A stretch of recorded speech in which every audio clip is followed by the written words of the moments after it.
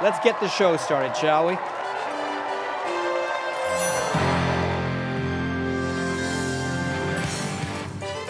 Live from BC Children's Hospital in Vancouver, it's the 29th Annual Miracle Weekend.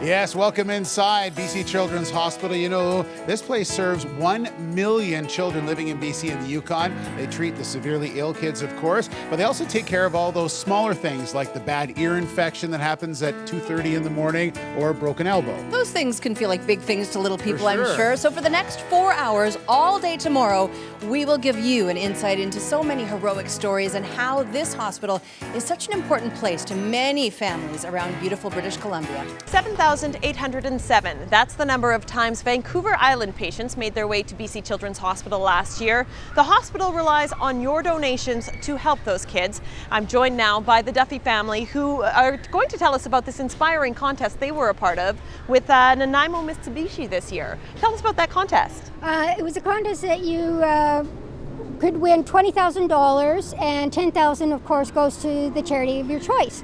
So because we just wanted the children to be able to have everything, you know, they're going to a place that's they're not well, so that's where we wanted to go to as well. And how has BC Children's affected you personally? Mainly because our children were part of it, and our grandchildren, and we've got a great nephew also, and we've done something we want to get back to. Wonderful. Well, let's flip that check and take a look. $10,000. An outstanding contribution by the Duffy family and Nanaimo Mitsubishi. In Victoria, I'm Kylie Stanton. We are pleased to introduce you now to our 2016 champion child. I had a chance to chat with Aiden Chin earlier this evening. 5 years ago, cancer tore apart Aiden's world and forced him into BC Children's Hospital for weeks at a time. But you know what? Cancer couldn't break the deep bond Aiden had with his brother and his friends. In fact, it did quite the opposite.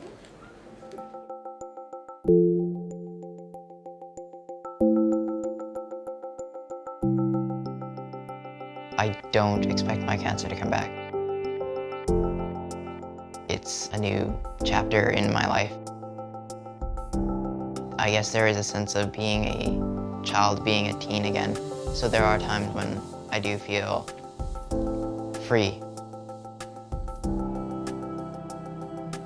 I don't think I could ever fully go back to what it was like before. Bren was 7 years old and I was only 11, so we both were just kids, right? I had no clue. I heard the cancer word, I was just like, what is that? Okay, maybe I'm gonna see him tomorrow. My eyes kind of started opening up and I was just like, Aiden's not gonna be here for a while. I'm only gonna see him maybe a couple times a week.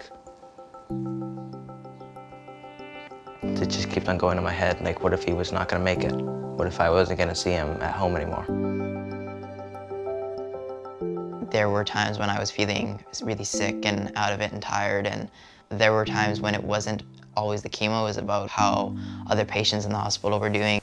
You don't know what it's like, because I've been through so much pain, but I want to be here for 2 weeks.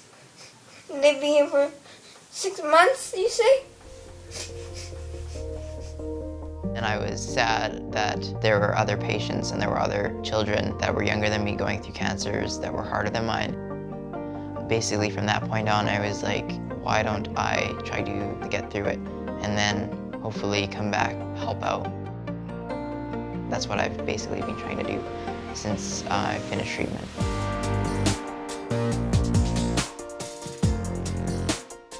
I got to join this club at the hospital called the Oncology Teen Group Club. It's something that you can't find out of the hospital. As a survivor, I'm still part of the teen group. There's still a lot of support that I can give to them and they can give to me, because there's an understanding that treatment isn't over when you're a survivor. There's still an emotional side of things. You have friends that are going through it, friends that aren't gonna make it through it, and that becomes a reality for you. It's not just over.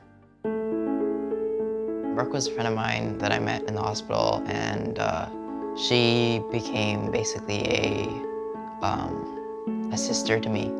Brooke was definitely